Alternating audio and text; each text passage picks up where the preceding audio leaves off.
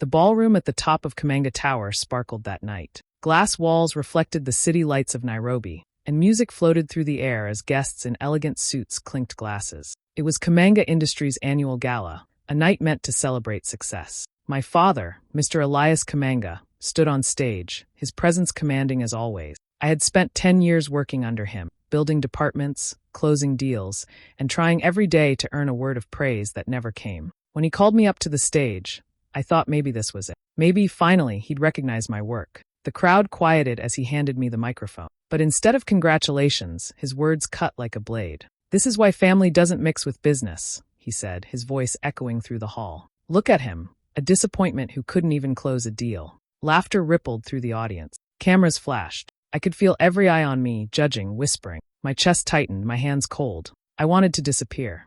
Then, in front of everyone, employees, clients, and partners, he announced that I was no longer the chief operations officer. My cousin, smiling smugly beside him, would take my place. "You can learn humility from the bottom," my father said. His voice was calm, almost rehearsed. The applause that followed felt cruel. I stood there, frozen, pretending to smile while my world cracked in half. That night, I walked off the stage and out of the building without looking back. In that single moment, I realized my father hadn't just taken my title, he had taken my dignity. And something inside me shifted. The man I was before that night was gone. By the next morning, everything was gone. My access cards didn't work, my email was locked, and my name had disappeared from the company directory as if I'd never existed. I stood outside Kamanga Tower, staring at the glass doors that used to open for me automatically. Now they just reflected my face, tired, humiliated, and completely lost. I drove home in silence. Aisha sat beside me, her hand resting gently on mine. She didn't say much, and she didn't have to. She just squeezed my hand when she saw it trembling. The car felt heavy with all the things I couldn't say. I kept replaying my father's words from the gala, every cruel line echoing in my head. When we got home, I sat on the couch still in my suit, staring at the floor. My phone buzzed. It was my mother. Her voice was soft, almost breaking. "Just be patient, son. Your father will come around," she whispered, as if saying it too loudly might make it untrue. I wanted to believe her. I really did. But deep down, I knew the man who humiliated me in front of hundreds wouldn't suddenly change overnight. Days passed, and silence turned into isolation. Then, one morning, I woke up to a flood of messages. My father had sent a company-wide memo calling me reckless and immature, blaming me for failed projects that weren't even mine. That memo spread faster than I could keep up. Clients stopped replying to my emails, business partners distanced themselves, and even friends who used to invite me out suddenly became too busy. My name had become a warning, a rumor, a punchline. I tried applying for other jobs, but word gets around fast in Nairobi's business circle. Everyone knew the story, or at least my father's version of it. No one wanted to take a chance on the disgraced son. So I stayed home, watching my savings shrink and my confidence fade. Every morning, I'd scroll through business headlines and see my father smiling in photographs, praised for his leadership and vision. The same man who had broken me in public was being celebrated as a national icon. Aisha kept me grounded. She'd remind me to eat, to sleep, to keep trying. But even she couldn't reach the part of me that felt completely empty. I stopped answering calls, stopped going out. Months passed like that, one long blur of silence and shame. Then one evening, as I was packing away old files from my office days, something inside me shifted. I realized I couldn't keep living like a ghost in my own life. My father had taken everything he could, my job, my title, my reputation, but he hadn't taken my will. If he wanted me gone, fine. I'd go. But I'd make sure the world saw the truth before I did. That was the night I decided I wouldn't fall quietly. I was sorting through the last of my office files when I found it, a plain brown folder buried under a stack of old reports. At first, I almost tossed it aside. It looked like just another audit file from Kamanga Industries' charity branch, the one we used to brag about during press events. But something about it felt off. The label wasn't typed like the others. It was handwritten, rushed. Curiosity got the better of me, so I opened it. Inside were spreadsheets, emails, and stamped approval forms. The more I read, the colder I felt. There were transfers, huge amounts of money, being sent to companies I'd never heard of. At first, I thought maybe they were new partners or overseas vendors. But when I checked the details, my stomach turned. These weren't real companies. They were shell corporations registered in Mauritius and a few other tax havens. Millions of dollars were being funneled through the Kamanga Foundation, supposedly a charity helping schools and hospitals. But instead of helping anyone, the money was vanishing offshore. Every document had one thing in common: my father's signature. Sometimes his partners' names appeared too, Men I'd seen shake hands with presidents and CEOs. It didn't take long to realize what was happening. Kamanga Industries wasn't just cutting corners. It was laundering money on a global scale, hiding behind charity logos and smiling photo ops. I sat there for hours, staring at the evidence spread across my living room table. The same man who called me a disappointment in front of hundreds of people, who said I wasn't good enough to run his empire, had built that empire on lies. My chest tightened, but it wasn't just anger. It was betrayal on a whole new level. I'd spent my entire adult life defending that company, believing we stood for innovation and growth. Now I saw what it really was: corruption dressed up as success. I remember whispering to myself, all this time he wasn't protecting the company, he was protecting himself. For days I couldn't sleep. I kept going over the numbers, the names, the dates. It all lined up too perfectly to be a mistake. He had been doing this for years, maybe even before I joined. Suddenly, every strange business trip, every confidential project, every donation that never seemed to add up, it all made sense. That discovery changed everything. My humiliation no longer felt like the end of my story. It felt like the beginning of something much bigger. I realized my father didn't just fear my failure, he feared my honesty. Because if the truth ever came out, it wouldn't just ruin his reputation. It would destroy everything he had ever built. That night, as I packed the documents into a separate folder, I made a quiet promise to myself. The man who stripped me of my pride would finally face the truth he'd been hiding from the world. And this time, he wouldn't see it coming. The night I decided to expose the truth, I knew I couldn't do it alone. I needed someone smart, fearless, and with no ties to my father. That's when I thought of Lindy. We'd gone to university together. She was the kind of person who could spot a lie before you even finished telling it. Over the years, she had become one of Nairobi's most respected investigative lawyers, famous for uncovering corruption cases that most people were too scared to touch. I sent her a short message, need to meet. It's about Kamanga Industries. She replied almost instantly, tomorrow. Don't bring your phone. We met in a quiet cafe downtown, the kind with flickering lights and a constant hum of background chatter. I handed her the folder I'd found, the one filled with the offshore transfer files and audit reports. She went through every page carefully, her eyes narrowing as she pieced the puzzle together. When she finally looked up, her face was pale but focused. Kamanga Industries isn't just breaking rules, she said quietly. They're breaking nations. Those words stuck with me. What I had thought was a personal betrayal was actually something far bigger. My father's company was stealing from entire countries, hiding wealth that should have built hospitals, schools, and roads. It wasn't just corruption. It was greed on a scale I'd never imagined. From that day, Lindy and I worked like ghosts. We met late at night in her office, blinds drawn, phones off. She taught me how to dig properly, how to trace offshore accounts, verify shell companies, and track digital paper trails without being noticed. I couldn't believe how much evidence there was once we started looking. Hidden accounts in Mauritius, fake contracts with mining companies in Tanzania, secret payments to government officials. Every new discovery added another layer to the web. There were nights we didn't sleep at all. Lindy would pour coffee after coffee, her desk covered in printouts and notes.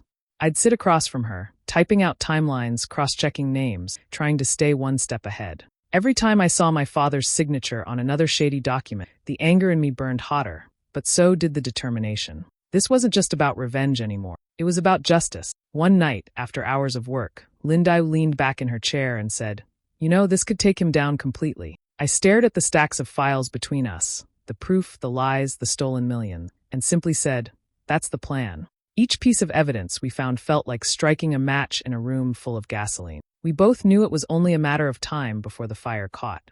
And when it did, Kamanga Industries and my father would never be the same again. After everything that happened, I disappeared for a while. I stopped trying to prove myself to anyone, especially my father. I needed to start over, quietly, patiently. So I took a few small consulting jobs, helping struggling businesses streamline their operations. It wasn't glamorous, but it paid the bills and, more importantly, gave me space to think. A few months later, I moved to Mombasa. The ocean breeze, the slower pace. It was exactly what I needed to breathe again. That's where I started my own company, a small logistics firm under a different name. Nothing fancy, just clean paperwork, trusted clients, and a quiet office overlooking the port. On paper, I was just another entrepreneur trying to make it in the shipping business. But behind the scenes, I had a different goal. I used my company to access import and export data legally, trade logs, shipping manifests, customs record. I knew Kamanga Industries had heavy ties to the shipping world, especially through their charity shipments. It didn't take long to notice something odd. Some containers listed as humanitarian supplies didn't match their declared weights or routes. A shipment of medical aid from Kenya to Europe weighed almost 10 times more than it should have. Another, labeled as agricultural donations, had no valid clearance record. I started digging deeper, connecting shipment codes and checking bills of lading through different ports. The more I searched, the clearer the pattern became. Kamanga Industries wasn't just laundering money through fake charities. They were smuggling rare minerals out of Africa under fake trade labels. Gold, coltan, even cobalt, all hidden behind boxes marked as food aid or relief supplies. The charity branch was nothing but a cover for large-scale mineral trafficking. The realization hit hard. My father's so-called philanthropy, the same thing he used to gain public praise and political influence, was built on exploitation and deceit. He wasn't just corrupt. He was stealing from the very people he claimed to help. Every time I saw his face on TV talking about African progress, I felt sick. But for the first time in years, I felt powerful. I had the truth, and not just whispers or rumors, real, traceable evidence. I documented everything carefully: shipping records, customs data, transaction history. I built a digital folder so airtight it could survive any denial or spin. At night, I'd sit by the window of my small apartment in Mombasa, listening to the waves crash against the shore, knowing that somewhere out there, ships carrying my father's lies were still moving. But this time, I wasn't the broken man who walked off that stage years ago. I was rebuilding myself, brick by brick, stronger, smarter, and ready. Because now I had the key to expose it all. And when the moment came, I'd make sure the world finally saw who Elias Kamanga really was. The day Kamanga Industries announced their biggest project yet, I felt a chill run down my spine. A $7.1 billion merger with a huge European conglomerate. The kind of deal that would make my father look untouchable. On TV, he smiled confidently, shaking hands with executives and politicians, praising visionary leadership, as if the empire he built was flawless. It was the perfect timing. I had been waiting for this moment for months. All the work Lindayo and I had done, the audits, the offshore accounts, the shipping records, it all led to now. I went over every piece of evidence carefully one last time. Emails showing fake invoices, bank transfers to shell company, customs logs proving illegal mineral shipment. Every detail was airtight, undeniable. I delivered the entire dossier to Lindayo's legal team, along with a select group of environmental regulators who had the power to act. I didn't just hand it over, I coordinated. Every copy was time-stamped and ready to go public the second the merger documents were signed. I didn't want a slow leak. I wanted an explosion, sudden and undeniable. That night, I sat alone in a small hotel room, watching news feeds and press releases. The merger signing was scheduled for the next morning in Nairobi. The same kind of stage, the same flashing cameras, the same crowd of executives and media. Only this time, I wouldn't be up there, humiliated in front of everyone. This time, I'd be watching from the shadows, invisible but holding all the power. I went over the plan again in my head. Timing was everything. As soon as my father's signature touched the golden pen, the news would break. Reporters would have the evidence in their hands, regulators would act immediately, and the European conglomerate would see the truth before it was too late. There was no chance to spin, no way to smooth over decades of lies. Sleep didn't come that night. I kept imagining the moment he'd lift the pen, the cameras flashing, and the headlines erupting around him. I pictured the shock on his face, the polite smiles frozen as contracts tore, and the world finally seeing the man I knew so well, the father who humiliated me, the businessman who built his empire on theft and deceit. It wasn't revenge. It was justice. Every email, every document, every number traced the story of his corruption. And now the stage was set. I had waited years for this moment, and soon the world would witness the collapse of Kamanga Industries, live, unstoppable, and undeniable. For the first time since that gala, I felt calm. I wasn't powerless anymore. I had the truth, and with it, everything could change. The next day, history would remember my father not as a titan, but as a man who built his empire on, and I would finally watch him fall. The morning of the signing, the conference hall buzzed with energy. Journalists adjusted cameras, assistants shuffled papers, and executives from Europe smiled politely as my father took his place at the center stage. Elias Kamanga looked every bit the confident titan he wanted the world to see, shaking hands, nodding, flashing his signature charm. I watched it all from a small office across town, heart hammering, knowing exactly what was about to happen. As he lifted the golden pen to finalize the $7.1 billion merger, the first alerts hit screens across Africa. News channels exploded with breaking headlines. Kamanga Industries accused of massive corruption and illegal mining operations. At first, people thought it was just a glitch or a rumor. Then screens around the hall, big monitors showing live coverage, started flashing the evidence. Emails, false invoices, shipping logs, offshore transfers. Every transaction, every signature linked directly to my father. The European investors froze. Some exchanged confused glances. Others picked up contracts and tore them in front of stunned aides. Within minutes, they were walking out, leaving the stage empty except for shocked executives and camera crews scrambling to understand what had just happened. Reporters surged forward, shouting questions and snapping photos. Phones lit up, social media blew up, and live feeds showed my father standing there, smiling at first, then frozen, then slowly realizing what was unfolding. His face drained of color. The confidence, the charm, the power he wielded for decades, all vanished in real time. The empire he had built, polished and praised, was crumbling around him. Investors pulling out, regulators posting statements, journalists holding him accountable. Everything he had hidden behind charity donations and fake contracts was now public. I couldn't help but feel a strange calm as I watched. Years of humiliation, isolation, and quiet rebuilding had led to this moment. The man who had humiliated me on that gala stage was now experiencing the same public, undeniable exposure, only on a much larger scale. The cameras didn't stop. Phones didn't stop ringing. Screens didn't stop showing proof after proof. And there he was, in the middle of it all, powerless, stripped of authority and respect, watching the empire he had spent decades crafting collapse like a sandcastle under a wave. For the first time, I felt the weight lift off my shoulders.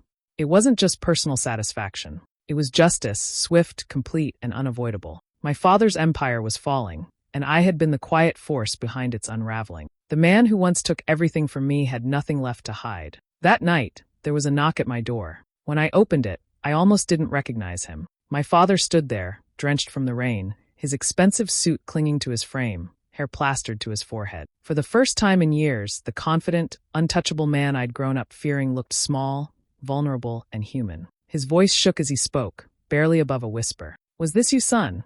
The words were simple, but they carried years of pride, regret, and disbelief. I didn't step back. I didn't soften my gaze. I just looked at him, really looked, and saw the man behind the mask. The man who had humiliated me, who had built an empire on lies, who now had nowhere to hide. "You taught me to stand tall," I said quietly, my voice steady. "I just did it my way." There was silence for a long moment. I could see the storm outside through the window, rain tapping on the glass, the city lights reflecting in his tired eyes. And then he broke, not in anger, not in fury, but in shame. His shoulders slumped, his face fell, and for the first time, I saw him truly understand the consequences of what he had done. The empire he had spent a lifetime building was in ruins, and there was nothing left to hide behind. We didn't talk for long. Words felt small against the weight of what had happened. I just watched as he sat on the edge of the couch, hands trembling, the man who once towered over me finally stripped bare, the same way he had stripped me on that gala stage years ago. And yet, in that moment, I didn't feel triumph. I felt something quieter, something heavier. I felt the strange mix of relief and sorrow that comes from seeing someone you loved so deeply finally face the truth. The world had shown him who he really was. I had merely been the mirror. And in that mirror, he saw himself clearly for the first time, unmasked, powerless, and human. After a long while, he stood, nodded silently, and left into the rain. I closed the door and leaned against it, listening to the sound of the storm, knowing that nothing would ever be the same for either of us. In the months that followed, Kamanga Industries collapsed faster than anyone could have imagined. The media covered every detail: the shell companies, the fake invoices, the illegal mineral shipment. Regulators moved quickly, freezing accounts and seizing assets. Within a few months, the empire my father had spent decades building was gone. My father resigned under pressure, facing investigations from multiple agencies. For years, he had been untouchable, smiling at cameras, shaking hands with politicians, commanding respect. Now, the same man was a cautionary tale, his reputation in ruin. My cousin, who had taken my place at the company, didn't stick around either. He fled the country before anyone could hold him accountable. As for me, I didn't go back to corporate life. Instead, I started working with the government as a consultant on corporate ethics and governance. My job was to help build systems that could prevent another Kamanga Industries from rising, to make sure companies were transparent, accountable, and honest. It was rewarding work, and unlike the chaos of my father's empire, it was work that felt meaningful. People who had once laughed at me, who had whispered about my failures, now invited me to speak at conferences and business forums. They wanted to hear about leadership, about integrity, about how to survive corporate betrayal and come out stronger. The irony wasn't lost on me. The man they once dismissed was now a voice people respected, a living example of quiet resilience and justice. Poetic justice never felt so calm. There were no dramatic speeches or public confrontations on my part. I didn't need revenge to feel satisfaction. Watching the system correct itself, watching truth prevail, and knowing I had played a part in it, that was enough. I still remember walking past the old Kamanga Tower one afternoon. The building gleamed under the sun, empty offices staring back at me. It used to be a symbol of power and fear. Now it was just glass and steel, hollow, a reminder of what happens when greed goes unchecked. And I realized something. The world had changed, my life had changed, and even my father, despite everything, had learned a lesson the hard way. For me, the aftermath wasn't about celebration. It was about clarity, about using experience, even pain, to create something better. And that calm, quiet justice? It tasted sweeter than I could have imagined. Years after everything, I built a life far from boardrooms and big deals. I started running mentorship programs for young African entrepreneurs, helping them turn ideas into real businesses, teaching them the value of honesty, perseverance, and vision. Watching them grow, taking risks, and succeeding reminded me that real power isn't measured in money or titles.